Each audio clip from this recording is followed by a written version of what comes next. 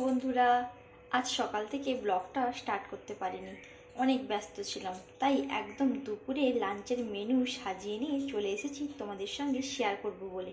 চলো আজকে কী কী রান্না করেছি সেটাই একবার দেখে নাও। স্যালাডে শশা নিয়ে নিয়েছি, আলু কুঁদরির তরকারি, আলু পটলের তরকারি, একটা ডিম ভেজে নিয়েছি, সঙ্গে টক দই আর ভাত।